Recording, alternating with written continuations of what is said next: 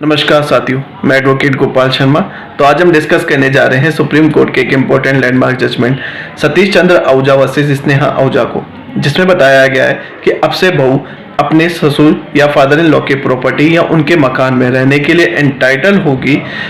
ये राइट उसे जब ही मिलेगा जब उसके द्वारा कोई मुकदमा या कोई कंप्लेंट जो कि घरेलू हिंसा अधिनियम या डोमेस्टिक वायलेंस एक्ट के अंतर्गत किसी न्यायालय या किसी कोर्ट के अंदर पेंडिंग है।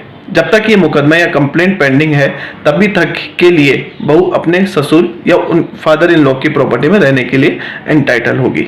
सुप्रीम कोर्ट ने अपने 3 जजेस की बेंच में कुछ क्वेश्चंस को डिसाइड करते हुए एक important landmark judgement SR Batra versus Taruna Batra की केस को ओवररूल करते हुए कहा कि अब से बहू अपने ससुर या फादर इन लॉ की प्रॉपर्टी में रहने के लिए एंटाइटल होगी, चाहे उसके हस्बैंड का उसके फादर की प्रॉपर्टी में चाहे शेयर हो चाहे नहीं हो। लेकिन जब तक कि मुकदमा लंबित या पेंडिंग है जो बहू के द्वारा अपने ससुराल पक्ष के अगेंस्ट में किया गया है, तब तक के लिए बहू अपने फादर इन लॉ की प्रॉपर्टी या उनके घर में रहने के लिए एंटाइटल होगी। एक बहुत इंपॉर्टेंट बात जो कि इस जजमेंट के आने के बाद में हुई कि बहुत से लोग इस जजमेंट का गलत तरीके से इंटरप्रिटेशन कर रहे हैं।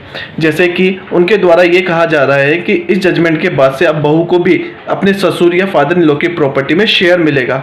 हम आपको बता दें, इस तरीके की बात ना तो इस जजमेंट में कही गई है और ना ही कहीं बताई गई है। केवल और केवल महिलाएं या वुमेन जो अपने फादर इन लॉ की प्रॉपर्टी में जो राइट रखेगी रहने का, वह तभी तक के लिए जब तक कि उस बहू के द्वारा कोई मुकदमा जो कि डोमेस्टिक वायलेंस एक्ट के अंतर्गत या घरेलू हिंसा अधिनियम के अंतर्गत किसी कोर्ट में या किसी न्यायालय में इस समय ये पेंडिंग में हो या लंबित अवस्था में हो, तभी तक के लिए बहू अपने फादर इन लॉ की प्रॉपर्टी में रहने के लिए एंटाइटल होगी। तो आई होप आप इसे अच्छे से समझ पाए होंगे। इसी के साथ में धन्यवाद।